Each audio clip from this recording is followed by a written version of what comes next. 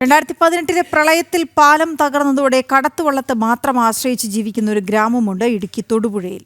തൊടുപുഴയാറിന് കുറുകെ ഒളമറ്റം പ്രദേശത്തെയും ഇടവെട്ടി പഞ്ചായത്തിലെ തെക്കുഭാഗത്തെയും ജനങ്ങളുടെ ജീവൻ പണയം വെച്ചുള്ള യാത്രയിലേക്കാണ്. ഇനി പാലം പുനർനിർമ്മിക്കണമെന്ന വർഷങ്ങളായുള്ള ആവശ്യത്തോട് കണ്ണടയ്ക്കുന്ന ജനപ്രതിനിധികളും അധികൃതരും ജനത്തിന്റെ ദുരിതയാത്ര ഒന്ന് കാണണം.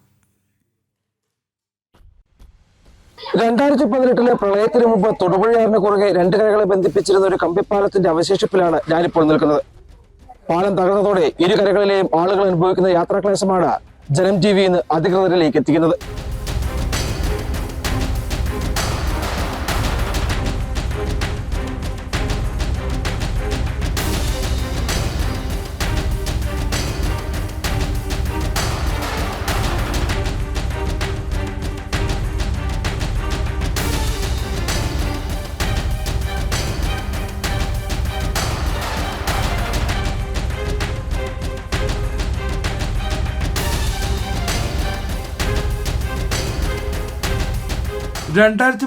പ്രളയത്തിൽ തൊടുപുഴയാറ്റിലുണ്ടായ കുത്തൊഴുക്കിൽ മരങ്ങളിടിച്ചാണ് കമ്പിപ്പാലം തകർന്നത്.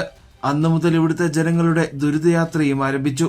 സ്വകാര്യ വ്യക്തിയുടെ കനവിൽ ലഭിച്ച വള്ളത്തിൽ ജീവൻ പണയം വെച്ച് ഒരു ഗ്രാമം യാത്ര ചെയ്യുന്നു.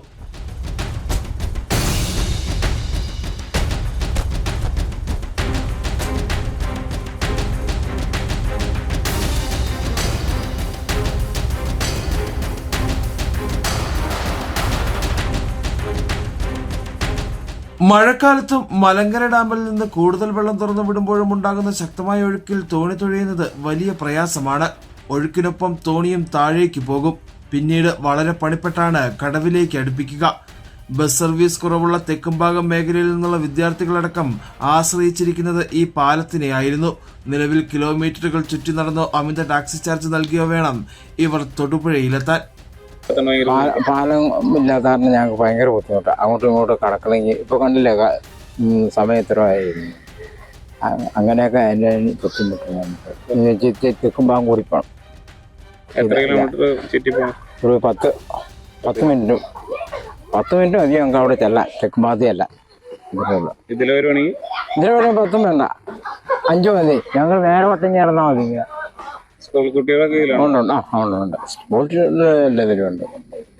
നിലവിൽ സ്കൂൾ കുട്ടികൾ ഉൾപ്പെടെ ഈ കടത്തുവള്ളത്തെ ആശ്രയിച്ചാണ് മുമ്പോട്ട് പോകുന്നത്.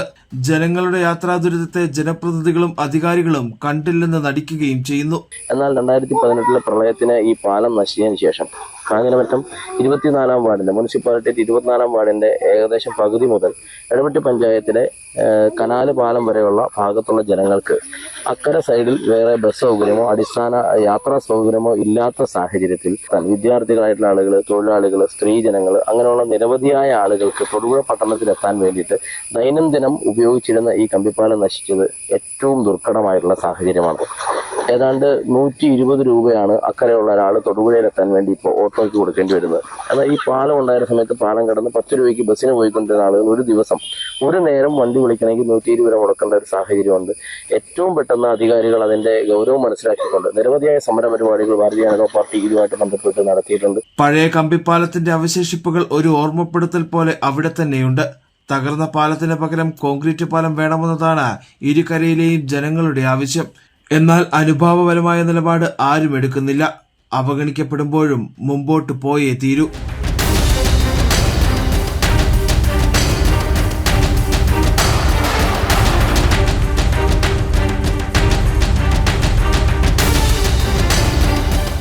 ഈ ദുരിതയാത്ര എന്നവസാനിക്കുമെന്ന് ഇവർക്കറിയില്ല. എങ്കിലും ഇവർ കാത്തിരിക്കുകയാണ് അധികൃതരുടെ കനിവിനായി. സുബിൻ തോമസ്, ജനം, ഇടുക്കി.